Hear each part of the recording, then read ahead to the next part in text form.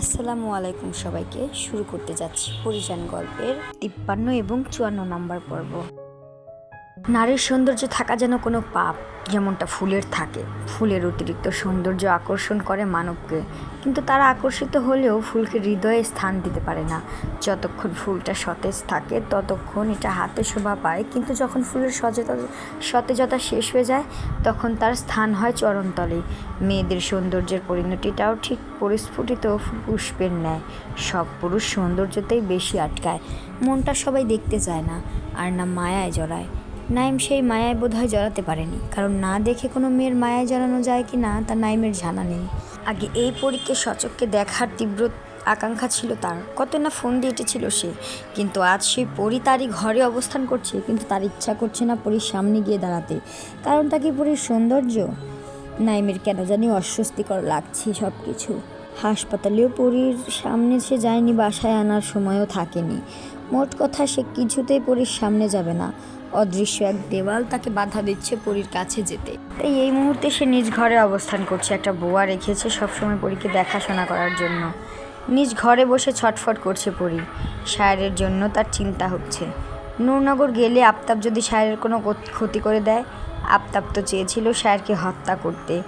কথা ভেবে পরী অস্বস্তি অনুভব করছে। বুয়া ঘরে আসতেই পাতলা কাপড় দিয়ে মুখটা আড়াল করে সে। তার বীভৎস চেহারা দেখলে এখন যে কেউ ভয় পাবে, তাই এই চেহারা আড়াল করাই শ্রেয়। বুয়া পরীর এরকম অবস্থা দেখে বলে, কি হয়েছে আপা, আপনার কিছু লাগবো? পরী বিড়বিড় করে বলতে লাগলো, আমি থাকবো না এখানে, আমি নূরনগর যাব, মালি সাহেবকে বাঁচাতে হবে। বুয়া দ্রুত পদে গিয়ে খবরটা নাইমকে জানাতেই সে ছুটে এলো। নাইম পরীর মুখোমুখি দাঁড়াতে সংকোচ বোধ করছে, তাই অন্যদিকে ফিরে দাঁড়ালো। বলল, এত কেন উত্তেজিত হচ্ছেন পরী? আপনার শরীর এখন ভালো নয়। আমি থাকবো না এখানে, আমাকে যেতে হবে, ওনার খুব বিপদ।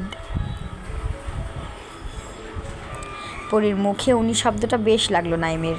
সে হাসলো, কিছু হবে না, শায়ের খুব তাড়াতাড়ি চলে আসবে, আপনি কথা কম বলুন, না হলে আপনারই ক্ষতি হবে।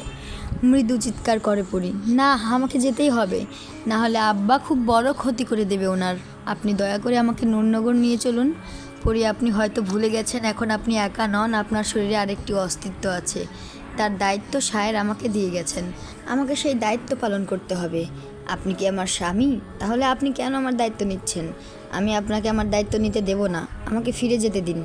নাইম অপমানিত বোধ করলো পরীর কথায়, কিন্তু পরীর কথাটা তো ঠিকই বলেছে, সে তো পরীর স্বামী নয়, তাহলে এত দায়িত্ব সে কেন নিচ্ছে? শায়েরের কথায়? শায়ের তোর কেউ হয় না, তাহলে শায়েরের কথা শোনার কোনো মানেই হয় না। নাইম বলে উঠল, আচ্ছা ঠিক আছে, আমি নেব না আপনার দায়িত্ব, তবে আপনি এখন কোথাও যেতে পারবেন না।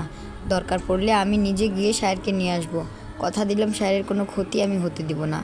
চাপা রাগ নিয়ে চলে গেল নাইম। পরী খাটের উপর বসে পড়ল। শায়েরকে যাওয়ার সময় কোনো বাধা দিল না, না হলে এতটা চিন্তা হতো না। আফতাব আখির ভয়ানক, ওরা যে কোনো সময় শায়েরকে হত্যা করতে পারে। সারা শরীরে ব্যথা করছে, কিন্তু মনের ব্যথাটা আরও তীব্র। নাইম কি সত্যি শায়েরকে আনতে গিয়েছে? পরী মুখটা ভালো করে ঢেকে আস্তে ধীরে ঘর থেকে বের হলো। বুয়াকে জিজ্ঞেস করতেই সে জানায় নাইম নূরনগরের উদ্দেশ্যে রওনা হয়ে গেছে। শায়ের মাত্র জমিদার বাড়িতে পা রাখলো, এদিক সেদিক তাকাতে তাকাতে বৈঠকে ঢোকে সে। আখির শায়েরকে দেখে চমকে গেল এবং প্রচণ্ড রেগে গেল।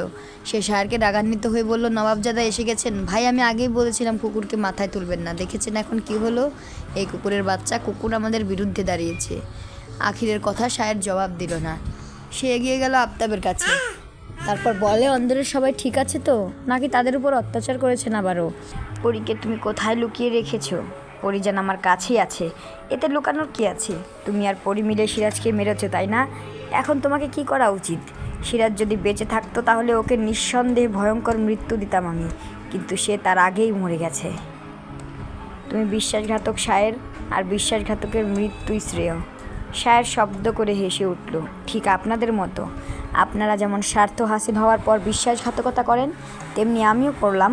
পরিজানকে আপনাদের থেকে অনেক দূরে নিয়ে গেছি আমি, চাইলেও আর খুঁজে পাবেন না তাকে। আমি শেষবারের মতো বলছি, এইসব রক্তারক্তির রীতি টানুন, আমাকে আমার মতো করে থাকতে দিন। কি ভেবেছো তুমি, এত কিছুর পরও পরীকে ছেড়ে দেবো আমরা? আপনার মতো পিতা হাজারে একটা হয় জমিদার সাহেব, আর আপনি পিতা নামের কলঙ্ক। শায়ের অন্দরে চলে গেল। আফতাব রাগে গজগজ করতে করতে বললেন, শায়ের যেন জীবন্ত বের হতে না পারে সেই ব্যবস্থা কর আখির। বারান্দায় উদাস হয়ে বসে আছে রূপালী। সেদিনের পর থেকে পিকুল আর জুম্মানের কোনো খবর নেই। রূপালী চেয়েও পারেনি ওদের সাথে যোগাযোগ করতে।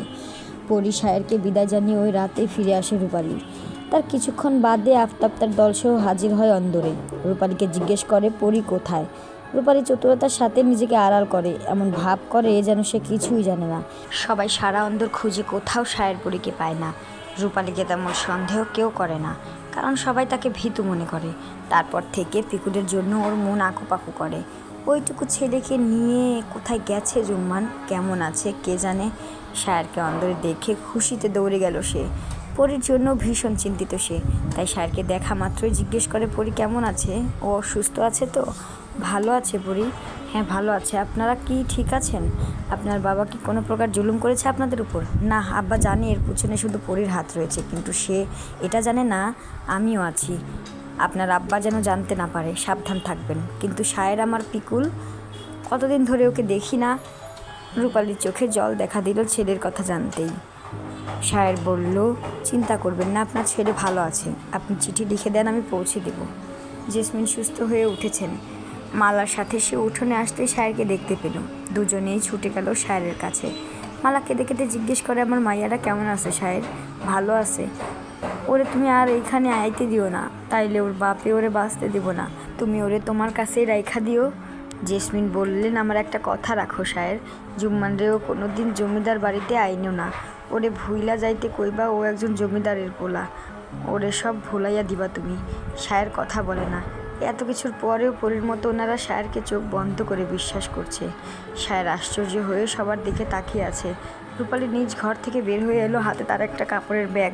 সেটা সায়েরের হাতে দিয়ে বলে, এতে আমার সমস্ত গয়না আছে, এগুলি দিয়ে ওরা অনেকদিন ভালোভাবে চলতে পারবে।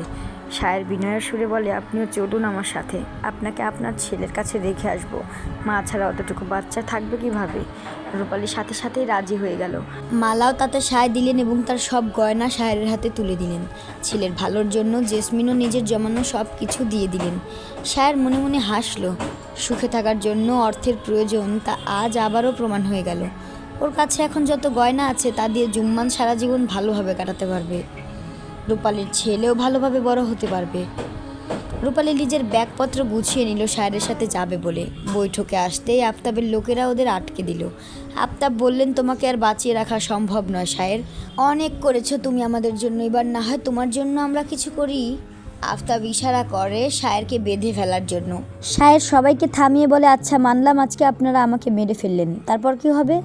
আপনাদের সব সত্য সবার সামনে চলে আসবে, সেই ব্যবস্থা তো আমি করেই রেখেছি। জমিদার এবং তার ভাই অর্থের জোরে ছাড়া পেয়ে যাবে, কিন্তু বাকি সবাই আপনাদের কি হবে? আর জমিদার আফতাব কতটা স্বার্থপাগল সেটা তো কারো অজানা নয়, তাই না? সায়েরের কথায় সব রক্ষীরা থেমে গেল। সবার মাঝেই ভয় দেখা দিল। এটা সত্য যে আফতাব স্বার্থ পাগল, সেটা সবাই জানে, কারণ যে রক্ষীরা পরীর কাছে পরাজিত হয়েছিল, যাদের পরী বাগান বাড়িতে বেঁধে রেখেছিল, তাদের আফতাব হত্যা করেছে। এখন বাকিদের মধ্যে কেউ ভুল করলে তাদের পরিণামও ওদের মতোই হবে। হিংস্র পশুদের মিত্ররাও তাদের অবিশ্বাস করে। আফতাবের ক্ষেত্রেও তাই হয়েছে। কোনো রক্ষীরা সায়েরের কাছে আসতে সাহস পেল না। সবাই আফতাবের দিকে তাকিয়ে রইল। আফতাব নিজেও কোনো কথা বলছে না। সায়ের বলল, অন্দরের কোনো মহিলার উপর যেন ফুলের টোকাও না পড়ে। এক প্রকার শাসিয়ে গেল সে। রূপালীকে সাথে নিয়ে সায়ের জমিদার বাড়ি ত্যাগ করে। গায়ের মেঠো পথ ধরে হাঁটতে থাকে দুজনে। পথেই নাইমের সাথে দেখা হয় ওদের। সায়ের বিচলিত হয়ে বলে, আপনি এখানে কি করব বলুন? আপনার স্ত্রী আপনার জন্য পাগল হয়ে গেছে, আমাকে সে বিশ্বাস করছে না, তাই আপনাকে ফিরিয়ে নিয়ে যেতে আসলাম। পরিজন এখন একা আছে, আপনি শুধু শুধু কেন আসতে গেলেন? আপনার স্ত্রী নিজেই চলে আসতো আপনার কাছে, তাকে আটকাতেই আমার আশা। ভালোই হলো আপনাকে পেয়ে গেলাম, চলুন যাওয়া যাক। আমাকে আগে নবীনগর যেতে হবে, আপনি ফিরে যান, আমি রাতের মধ্যেই চলে আসব। আপনাকে সঙ্গে করে না নিয়ে গেলে আপনার স্ত্রী আমাকে ছাড়বে না, চলুন আমিও আপনার সাথে যাব। সায়ের আর দ্বিমত করে না, নাইমকে সাথে নিয়ে নবীনগর যায়। সেখানে জুম্মান পিকুলকে নিয়ে খুশিনার কাছে ছিল। ছেলেকে কাছে পেয়ে তখনই তাকে বুকে জড়িয়ে নিল রূপালী। অজস্র চুমুতে ভরিয়ে দিল ছেলেকে। পিকুল যে ওর প্রাণ, এই প্রাণকে বাঁচাতে সে সব কিছুই করতে পারে। সায়ের খুশিনার হাতে তুলে দিল রূপালী আর জুম্মানকে, সাথে ওর সব গয়নাগুলো দিয়ে দিল। কিন্তু রূপালী কিছু গয়না সায়েরকে দিয়ে বলে, এগুলো নিয়ে যাও, তোমার কাজে লাগবে। আমি এসব নেব না। যার জন্য জীবন দিতে আমি সর্বদা প্রস্তুত, তার ভালো থাকার জন্য আমি সব কিছু করতে রাজি আছি। এসব আমার লাগবে না। পরিজনের জন্য আমি আছি, আর আপনাদের জন্য এই গয়নাগুলো। তাই এগুলো আপনার থাক। নাইমকে সঙ্গে করে শহরের উদ্দেশ্যে রওনা হয় শায়ের। নাইমের মনে হচ্ছে কিছু একটা হয়েছে, না হলে সবাই এমন আলাদা আলাদা কেন হচ্ছে।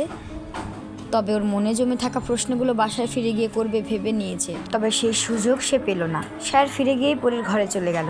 পরী তখনও শায়েরের জন্য ছটফট করছিল। শায়েরকে দেখা মাত্র তাকে আষ্টে পৃষ্ঠে জড়িয়ে ধরে, কিন্তু শায়ের আলতো করে ধরে। শরীরে ব্যথা থাকা সত্ত্বেও পরী শান্তি অনুভব করছে এখন। সে রুড়ো কণ্ঠে বলে, আপনি কেন গেলেন? যদি আপনার কোনো ক্ষতি হয়ে যেত?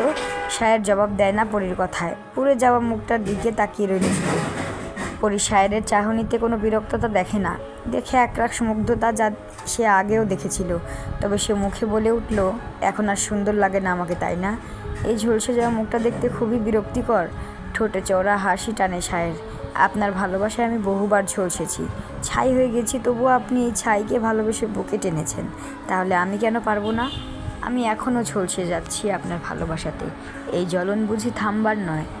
স্বামী স্ত্রীর একান্ত সময়ে তৃতীয় ব্যক্তির প্রবেশ নিষেধ, সে কথা ভেবে নাইমও গেল না। তবে সে খুব করে চাইছে সত্য জানতে। পরী আর শায়েরের তো সুখে সংসার করার কথা, তাহলে ওদের পরিণতি এমন কেন হলো?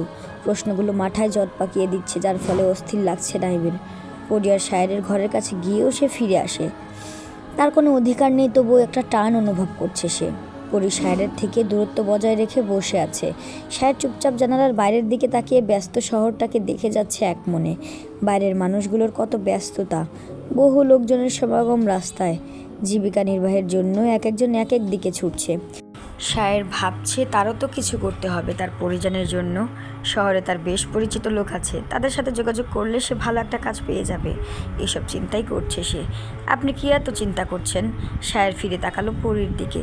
আমার সব চিন্তাতে শুধু আপনি পড়ে যান, কীভাবে আপনার সাথে আমি থাকতে পারবো, এসব নিয়েই আমার সব ভাবনা। পরী হাসলো। ওর এই হাসিটা দেখতে কুৎসিত হলেও শায়েরের মন প্রাণ জুড়িয়ে গেল যেন। আমাদের দূরত্ব বোধহয় খুব শীঘ্রই বাড়বে মালি সাহেব। আল্লাহ আপনাকে আমাকে তাড়াতাড়ি আলাদা করে দেবেন। শায়ের পরীর পাশে গিয়ে বসলো। যদি কখনো আমাদের শরীর আলাদা হয়ে যায়, আমাদের মন কিন্তু আলাদা হবে না পরিজান। রাখাল পাগল হয়েও তার ভালোবাসা ভুলেনি, আর আমি তো সুস্থ মানুষ।